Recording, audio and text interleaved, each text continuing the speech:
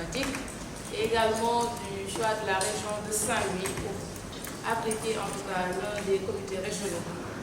Je l'ai dit, la région de Saint-Louis ne se présente plus en termes de vulnérabilité et d'exposition aux conséquences du phénomène des changements climatiques. C'est un phénomène que nous vivons au quotidien et que les populations continuent de subir les affres.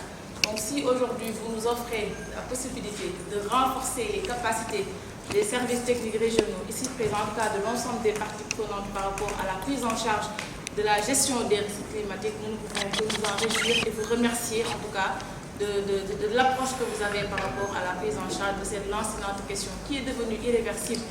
Et si on y prend garde, nous risquons tous d'être ensevelis un beau jour, parce que nous continuons sans cesse d'agresser la nature sans en prendre en compte les conséquences qui peuvent en découler.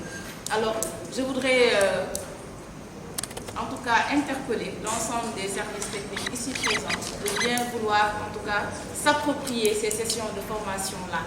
Parce que l'option de territorialisation des politiques publiques, tant louée par M. le Président de la République, doit être prise en charge par nous autres acteurs au niveau territorial. Nous qui sommes à Saint-Louis sommes à même de connaître quel est notre degré de vulnérabilité et d'essayer d'apporter une résilience au niveau local. Maintenant, pour apporter cette résilience-là, il est important de maîtriser quels sont les enjeux qui sont liés au phénomène des changements climatiques de manière générale, mais à la gestion des risques et catastrophes pour pouvoir proposer des mesures de mitigation avant que le niveau central ne puisse venir. Je l'ai dit tantôt, à chaque fois je décris le fait qu'on met en place des comités, différents comités, et qu'à chaque fois c'est des sessions de renforcement de capacité, les gens sont outillés, chacun repart dans son bureau et que rien ne se fait. Donc ils nous ont donné la voie et je pense qu'ils nous ont libérés.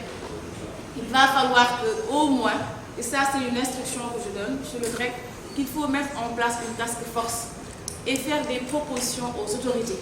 Cette formation est d'autant plus importante pour vous que pour nous autres autorités. Parce que quand il y a inondation, quand il y a érosion côtière, quand il y a houle, c'est nous qui devons au premier chef de prendre les décisions.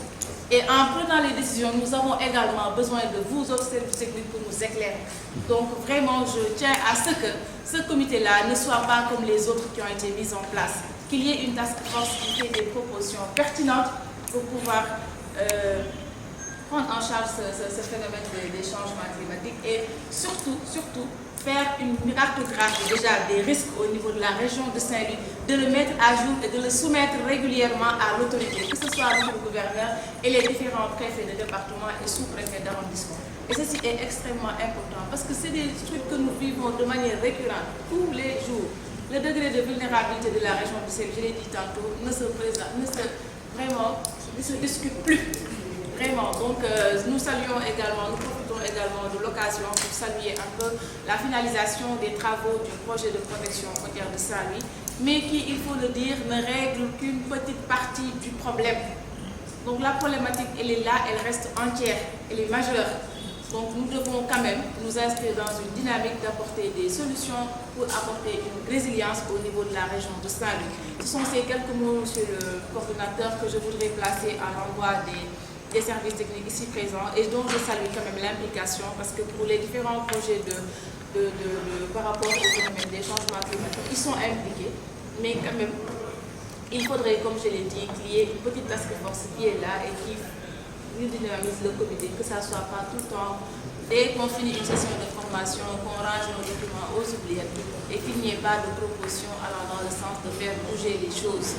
Et c'est sur ces mots que je déclare ouvert cet atelier de formation sur la gestion des risques climatiques, tout en vous souhaitant